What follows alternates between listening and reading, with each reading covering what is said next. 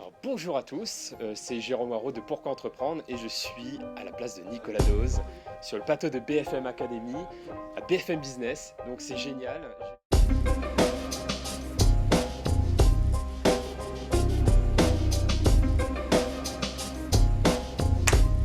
Donc bienvenue à BFM Academy et aujourd'hui c'est le présentateur qui va t'interviewer. Donc merci beaucoup d'avoir accepté cette interview. Est-ce que vous pouvez vous présenter rapidement et surtout expliquer la genèse de BFM Academy? Alors, je m'appelle Nicolas Dose, je suis éditorialiste sur BFM TV et BFM Business, qui est le média pur éco. BFM TV, c'est le média grand public d'information générale. BFM Academy est né il y a, je sais pas, 7, 8 ans sans doute. C'est né d'une idée toute bête, c'est que BFM Business, si elle avait une véritable mission, c'était bien sûr de parler de la création de richesse, de ne pas avoir peur de l'enrichissement, mais de parler de ceux qui se lancent, qui ont le courage d'affronter cette aventure absolument incroyable qui est la création d'entreprise. Et BFM Academy, c'est un concours, c'est vrai, avec une carotte à l'arrivée, qui est une campagne de communication pour son entreprise sur le BFM Business, mais c'est avant tout une fenêtre de communication dédiée à des centaines et des centaines d'entreprises depuis la création de cette émission. On est là pour leur faire leur com, leur promo, les aider à parler d'eux, leur apprendre à parler d'eux, car c'est généralement un gros défaut qu'ils ont. Ils sont très très doués pour le business, pour les business plans, pour lever de l'argent, mais quand il faut raconter leur histoire, généralement, ils ont besoin d'un petit coup de main et on est notamment là pour ça.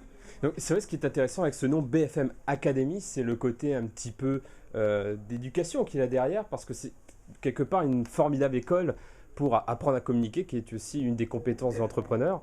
Et du coup, donc, le concept, c'est vraiment donc, de faire parler deux entrepreneurs entre eux et de les confronter sur leur point de vue. On va pas se cacher derrière notre petit doigt. Quand on appelle cette émission BFM Academy, c'est au moment où il y a des émissions avec des noms qui sont assez approchants, qui cartonnent sur les autres médias. Voilà, c'est tout simplement la Starac des entrepreneurs. C'est un produit unique en France et qui est tellement unique et tellement nécessaire que c'est l'un des produits vedettes aujourd'hui de BFM Business, avec une longévité quand même relativement sérieuse, puisqu'on n'est pas à la décennie, mais enfin on en prend le chemin.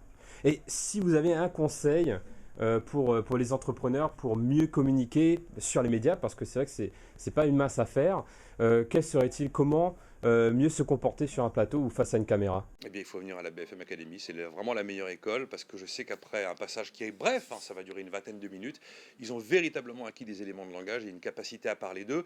Moi, généralement, quand ils m'envoient leur dossier, je comprends rien de ce qu'ils font parce que c'est absolument illisible. Je le traduis avec mes mots, mais bon, j'ai l'habitude, c'est mon boulot, c'est mon job de faire des pitchs d'entrepreneurs notamment. Je sais qu'il y en a certains qui ont carrément reproduit à la lettre ce que j'avais pu dire dans l'émission pour apprendre à parler de leur business.